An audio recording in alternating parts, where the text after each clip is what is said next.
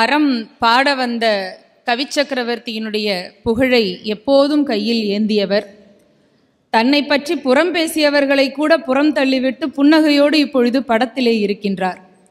அப்படி நம்முடைய நெஞ்சமெல்லாம் நிறைந்திருக்கக்கூடிய ரா சம்பத்குமார் ஐயா அவர்களை பற்றிய நினைவுரைகள் அடுத்தடுத்ததாக வருகின்றது.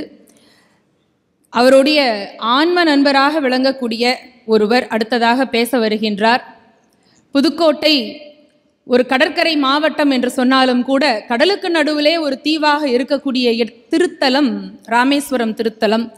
அந்த கடைக்கோடியிலே இருந்து கொண்டு பாரத தேசம் முழுவதும் உள்ள பல்வேறு தலைவர்களையும் தன்பால் ஈர்க்கக்கூடிய ஒரு ஆகர்ஷண சக்தி அருள்மிகு ராமநாத சுவாமிக்கு உண்டு.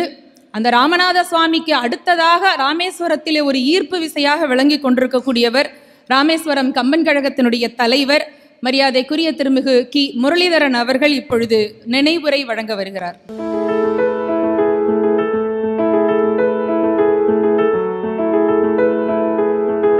பேரன்பிற்கும் பெருமரியாதைக்குரிய பூஜனீய தவத்திரு அடிகளார் அவர்களே மற்றும் இந்த திருவுருவப்படத்தை திறந்து வைத்து புகழுரை ஆற்றுவதற்காக வந்திருக்கக்கூடிய மாண்பவை நீதியரசர் அரங்க மகாதேவன் ஐயா அவர்களே, நினைவுரை ஆற்ற வந்திருக்கக்கூடிய மாண்பவை நீதியரசர் ஜெயச்சந்திரன் ஐயா அவர்களே, மாண்பவை நீதியரசர் வி பாரதிதாசன் அவர்களே, திருமிகு சே ராஜேந்திரன் ஐஏஎஸ் அவர்களே, இந்த தினமணியிலே தமிழை பற்றி பல்வேறு சிறப்பை சென்று கொடுக்கக்கூடிய ஆசிரியர் ஐயா கி வைத்தியநாதன் அவர்களே,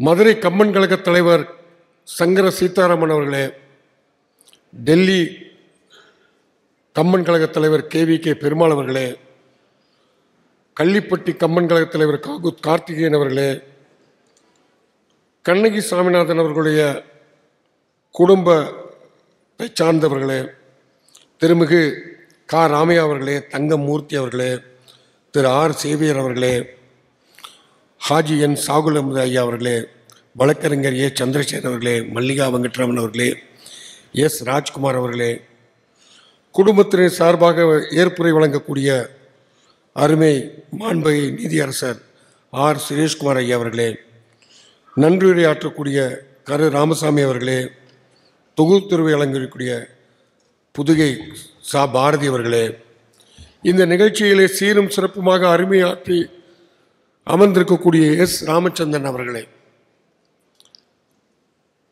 நாம் எல்லாருமே அப்படின்னா ஒரு சீரியஸாகவே இருக்கும், அதாவது ஒரு இறுக்கமாக இருக்கும்.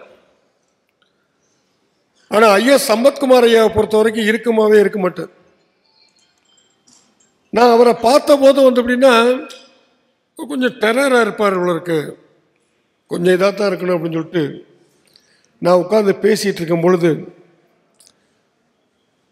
முரளி எப்போவுமே நாம் சாதாரணமாக இருக்கணும் அப்படின்னு சொல்லிட்டு ஒரு சிறு கதை சொன்னார். அதில் அருமையான அர்த்தமும் இருக்குது. நம்ம மனசில் ஒரு சந்தோஷமான ஒரு சூழ்நிலையை ஏற்படுத்தும். ஒருத்தர் தன்னோட மனைவிக்கு காது கேளுன்னு சொல்லிட்டு டாக்டர்கிட்ட போயிருக்காரு. அவர் சொன்னது, டாக்டர்கிட்ட போனால் டாக்டர் சொல்லியிருக்காரு எவ்வளோ தூரத்துலேருந்து காது கேட்கலையோ அதுக்கு தகுந்த மாதிரி காசு ஆகும். சரி, ரைட்டு. இவர் இப்படின்னா நேராக வீட்டுக்கு போயிருக்காரு. இன்றைக்கே நம்ம சோதனை பண்ணிடுவோம் அப்படின்னு சொல்லிட்டு வீட்டு வாசல்லேருந்து கேட்டிருக்காரு. அவங்க மனைவி அன்பாக கூப்பிட்டு, இன்றைக்கி என்னம்மா காய்கறி வேணும் அப்படின்னு கேட்டிருக்காரு. ஒன்றும் பதில் வரல. கொஞ்சம் உள்ளே போயிட்டு, இன்றைக்கி என்னம்மா காய்கறி வேணும்னு கொஞ்சம் சத்தமாக கேட்டிருக்காரு. அப்படியும் பதில் இல்லை. சமையல் கூட இருக்குல்ல, அது வாசல் நின்றுட்டு இன்னும் கொஞ்சம் சத்தமாக இன்றைக்கி என்னம்மா காய்கறி வேணும்னு கேட்டிருக்காரு. அந்த அம்மா அமைதியாக சொன்னாங்க, நீங்கள் வீட்டுக்கு வாசல்லேருந்து கேட்டீங்கல்ல, அப்பயே கத்திரிக்காய் வெண்டைக்காய் வாங்கிட்டு சொல்லிட்டேன்னு சொல்லிட்டு காது யாரும் கேட்கல, இவருக்கு கேட்கல. ஆனால் குறைய தன்னோட மனைவிட்ட பார்க்குறது. அதாவது இது ஒரு நகைச்சுவையாக இருந்தாலும் சரி, இதில் அர்த்தம், மிகப்பெரிய அர்த்தம் இருக்கு. தன்னோட குறைய மறந்துட்டு அடுத்தவங்க மேலே குறை பார்க்கறது இந்த சமுதாயத்தில் ஊறி போன ஒன்றா இருக்கு. ஆனால் நாம அப்படின்னா கம்மன் கழகத்தில் அப்படின்னா குறைங்கிறது இருக்கக்கூடாது, நிறை என்பது தான் இருக்க வேண்டும் அப்படின்னு சொன்ன பெருந்தகையாளர் அவர். அதே மாதிரி நடந்து கொண்டவர். நாங்கள் அப்படின்னா முதலாக ராமேஸ்வரம் கம்மன் கழகத்துக்கு தமிழக ஆளுநர் வர்றதா இருந்தாங்க. அது விஷயமா எங்களை பேச கூப்பிட்டுருந்தாங்க. பேச கூட்டும் பொழுது ஆளுநர் சொன்ன வார்த்தை, நான் கேள்விப்படுறேன் தமிழகத்தில் கம்பன் கழகங்கள் இருக்குன்னு சொல்லிட்டு, அதுக்கு ஒருங்கிணைப்பு இருக்கா அப்படின்னு கேட்டார். உண்மையிலே ஒருங்கிணைப்பு இல்லை அந்த சமயத்தில். ஆனால் கூடிய விரைவில் நீங்கள் ஒருங்கிணைப்பை ஏற்படுத்தி நீங்கள் அப்படின்னா ஒரு விழா நடத்த வேண்டும்.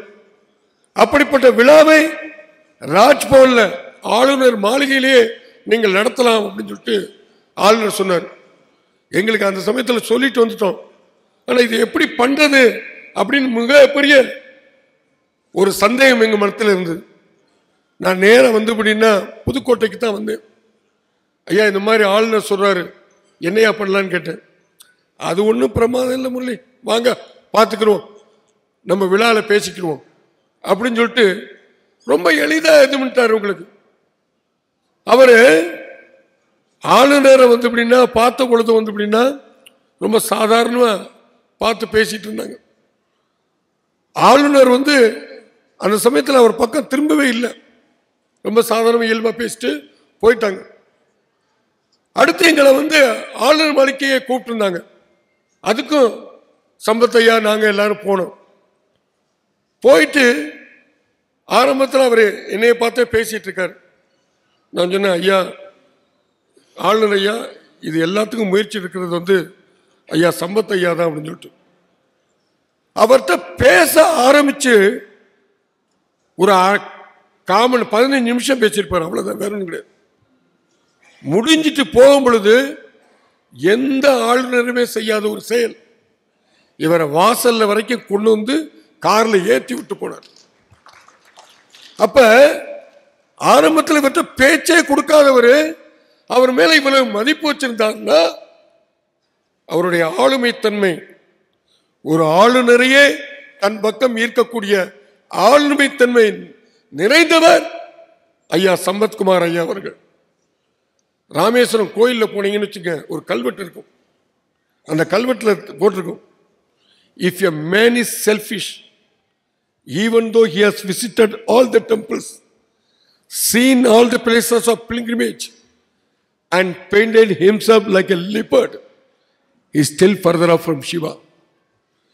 யார் ஒருவர் அப்படின்னா சுயநலமிக்கவா இருக்கிறாரோ, அவர் எத்தனை கோயில் போயிருந்தாலும் சரி, எத்தனை சேத்திரங்கள் போனாலும் சரி, சிறுத்தை போல தன் உடல் முழுவதும் வீவுதி பூசிக்கொண்டு உட்கார்ந்து இருந்தாலும் அவர் சிவபெருமானை விட்டு விலகி இருக்கிறார் அப்படின்னு சொல்லுவாங்க. யார் ஒருத்தர் சுயநலம் இல்லாம செயல்படுறாங்களோ, வையத்துள் வைக்கப்படும் அப்படின்னு சொல்லிட்டு, வானொலியில் வைக்கப்படும் அப்படின்னு சொல்லிட்டு ஒரு நாம நிறைய விஷயம் கேள்விப்பட்டிருக்கோம்.